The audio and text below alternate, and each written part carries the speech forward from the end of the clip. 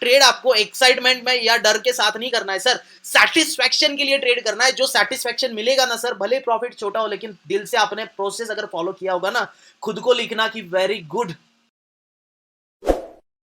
Trading journal, ये अपने आप में बहुत बहुत इंपॉर्टेंट होता है। तो ट्रेडिंग जर्नल आप में से किसी को पता होगा और किसी को नहीं पता होगा, लेकिन मुझे नहीं लगता कि कोई फॉलो करता होगा। ट्रेडिंग जर्नल क्या होता है, जो भी आप एंट्री करोगे, ट्रेड करोगे, जो भी ट्रेड आप करोगे ना सर, तो प्रॉपरली उसका रिकॉर्ड रखना। राइट, तो इसके फायदे क्या क्या होते हैं, इसमें इस रिकॉर्ड में क्या क्या चीजें मेंशन करनी चाहिए वो सीखते हैं। ध्यान देना, साइकोलॉजी देखो कितनी ज्यादा इंप्रूव हो जाएगी आपकी इससे। पहली बात, डेट। तो डेट तो जरूरी है, कब डाल रहे हो आप, कब कब नहीं, तो वो तो जरूरी है। स्टॉक, तो जब भी आप स्टॉक का आप जब भी 1-1.5 महीने बाद या इस ट्रेडिंग जर्नल को लेके बैठोगे ना, तो आपको ये समझ में आ जाएगा, अरे यार मैं निफ्टी में बहुत अच्छा काम कर सकता हूँ, क्योंकि निफ्टी में मैंने कम से कम 20 ट्रेड लिए और 20 में से मेरे को 15 में प्रॉफिट हुआ, मेरे को 17 में प्रॉफिट हुआ।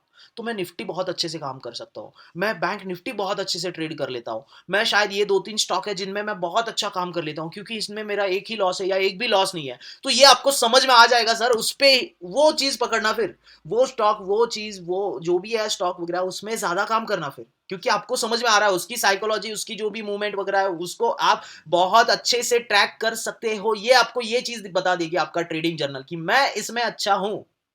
राइट, बैंक निफ्टी की वोलेटिलिटी को शायद हर कोई हैंडल नहीं कर सकता सर।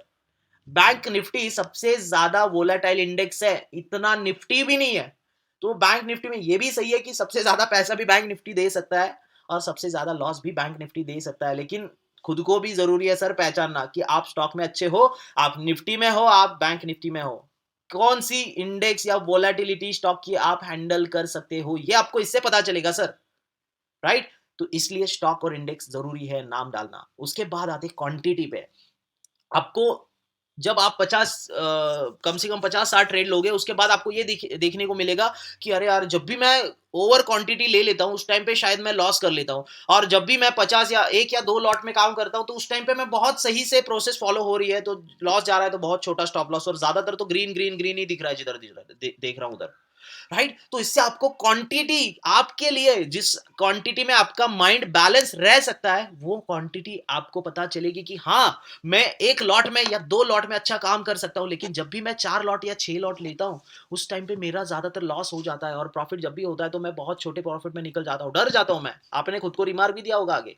चलो, तो ये क्वांटिटी साइज आपको पता चलेगी कि हाँ, आपका माइंड, आप खुद कितने क्वांटिटी में बैलेंस काम कर सकते हो।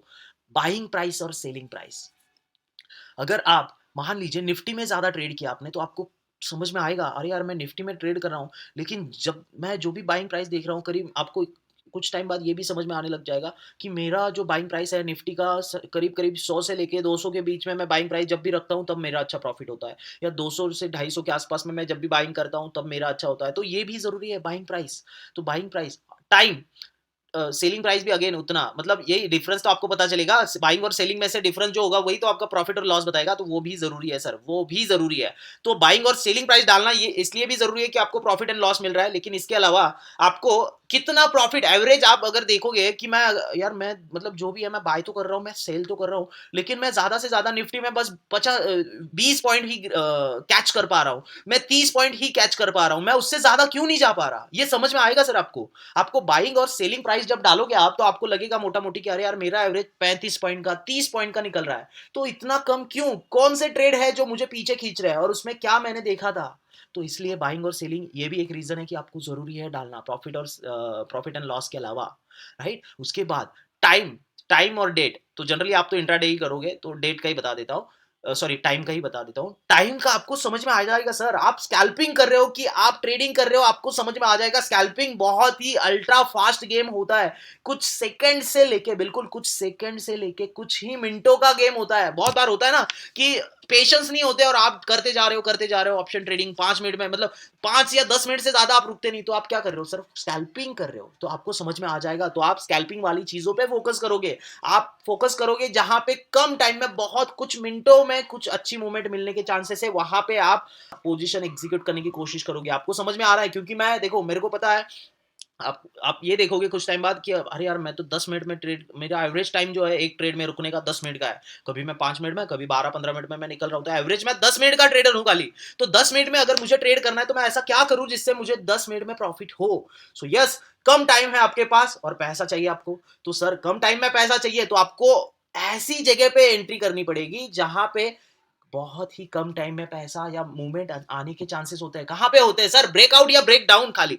सिर्फ और सिर्फ ब्रेकआउट या सिर्फ और सिर्फ ब्रेक डाउन, राइट? तो ऐसी किसी चीजों पे, इंपॉर्टेंट ब्रेकआउट ब्रेकडाउन पे आपको ट्रेड करना पड़ेगा सर। क्यों? तभी आप उस 5 या 10 मिनट में पैसा बना पाओगे और तभी आप वो स्कैल्पिंग में सक्सेस हो पाओगे सर। तो ये है टाइम का वैल्यू। टाइम आपको समझ में आ जाएगा कितने टाइम के लिए आप कर सकते हो ट्रेडिंग। रिस्क टू रिवार्ड ये भी जरूरी है। ये आपको कुछ टाइम बाद आप देखोगे तो अरे यार, मैं तो जितना लॉस दे रहा हूँ यार उतना ही प्रॉफिट कर रहा हूँ। मैं मतलब अगर मैं 1000 रुपए लॉस देने के लिए तैयार हूँ तो मैं खाली 1000 रुपए भी प्रॉफिट, 1000 रुपए का ही प्रॉफिट में ले रहा हूँ। तो इससे हो क्या रहा है? घर से तो मैं, मेरा ब्रोकरेज वो तो मैं घर से ही दे रहा हूँ, मेरे खुद के पॉकेट में से दे रहा हूँ। आइडियली प्रॉफिट ही नहीं हो रहा है। या फिर अगर मैं ले भी रहा हूँ प्रॉफिट तो डेढ़ गुना, या मतलब इतना ज्यादा नहीं ले रहा हूँ प्रॉफिट, राइट? तो 1:2, 1:1, 1:1.5 या उससे ज्यादा कितना आप एग्जैक्टली रिस्क टू रिवार्ड रख रहे हो, राइट? या कितने आप पेशेंस हो उसमें, ये भी आपको इससे समझ में आ जाएगा। प्रॉफिट एंड लॉस अगेन बहुत इंपॉर्टेंट है। पूरा प्रॉफिट, आप प्रॉफिट में निकले हो कि लॉस में निकले हो, राइट? तो ये जरूरी है देखना। यस, ये बहुत ज़रूरी है। लेकिन नए लोग खास करके सिर्फ़ और सिर्फ़ इस एक चीज़ को इम्पोर्टेंट देते हैं। सर, बनाना हम लोगों को ग्रीन में ही रहना है आफ्टर ऑल, बट चीज़ें उसके लिए फाउंडेशन, बैकअप जो होगा ना, ये बाकी सारी चीज़ है। चलो बाय रिमार्क पे चलते हैं। तो by remark, basically by remark क्या होता है? अगर अगर मैं बाय कर रहा हूँ तो उस टाइम पे क्या देखा सर मैंने? क्या देखा? तो आप जब ये 50 ट्रेड लेके बैठोगे, 50-60 ट्रेड, तो उसके बाद पता चलेगा कि जब भी मैं ईएमए के ऊपर ट्रेड करता हूँ, एक्सपोनेंशियल मूविंग एवरेज और प्राइस एक्शन दोनों को मिला के काम करता हूं, तो तब मेरे 20 में से कम 17 ट्रेड, 16 ट्रेड सही आ रहे हैं, 15 ट्रेड सही आ रहे हैं। तो वो आपको पता चलेगा कि ये स्ट्रैटेजी मेरे लिए सच में बहुत अच्छी काम कर रही है।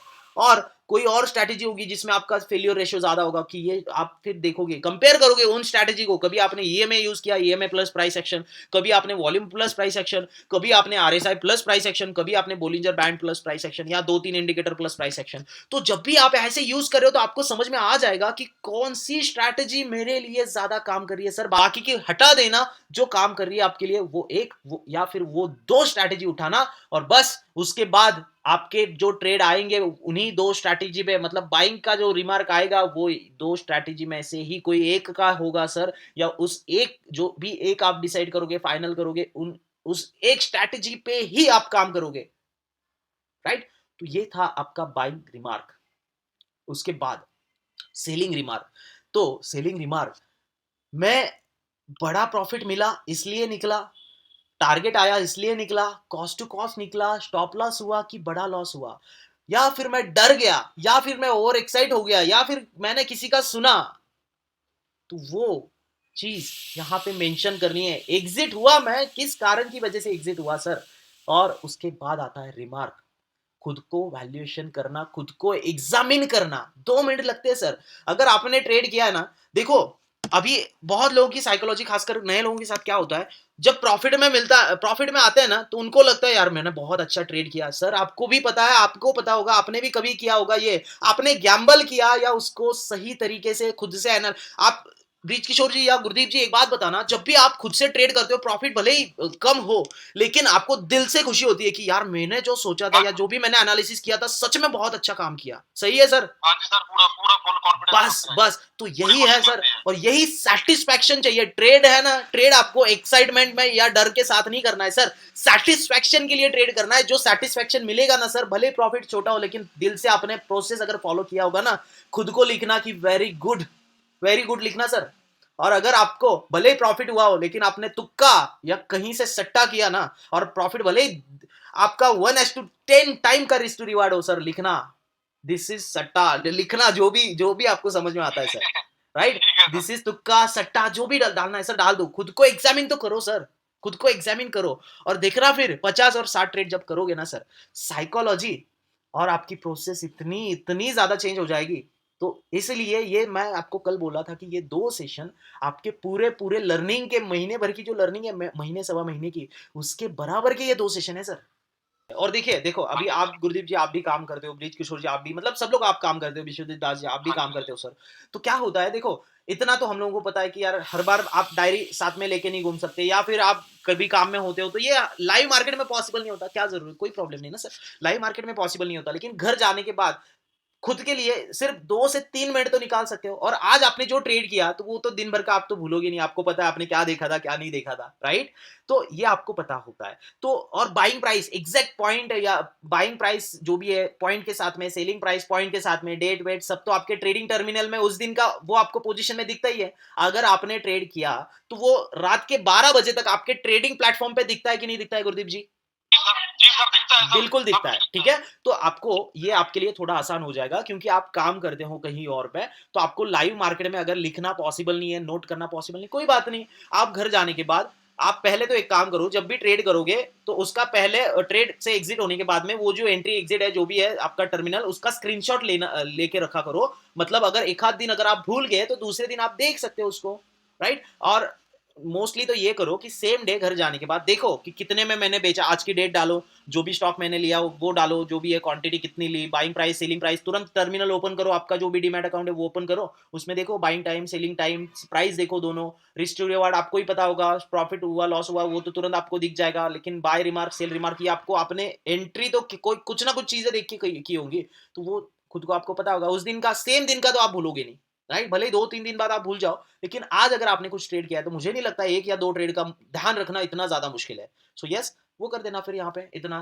राइट? तो इतना आसान है सर ये चीज है, राइट? तो आप अगर काम करते हो तो इस तरह से इनको फॉलो करना सीखिए, आपको राइट डायरेक्शन में यही चीजें लेके जाएंगी सर। हाँ, जो है ना, आप देखो जो आपने अभी तक सीखा था तो यस वो जरूरी है, वो आपको बाइंग सेलिंग के लिए एक रीजन चाहिए, या रीजन और एक डायरेक्शन चाहिए, तो डायरेक्शन वो चीजें देंगी, लेकिन आपको स्टेबिलिटी या फिर लॉन्ग टर्म में जो प्रॉफिटेबिलिटी या जो भी होता है ना, तो ये साइकोलॉजी, ये आपका जो मनी और रिस्क मैनेजमेंट है ना, ये बचाएगा सर आपको मार्केट में, लॉन्ग टर्म में आपको देगा कुछ ना कुछ अच्छा, राइट? तो जी सर, इसीलिए बिल्कुल, ये बिल्कुल बहुत आइए। जरूरी है, ठीक है?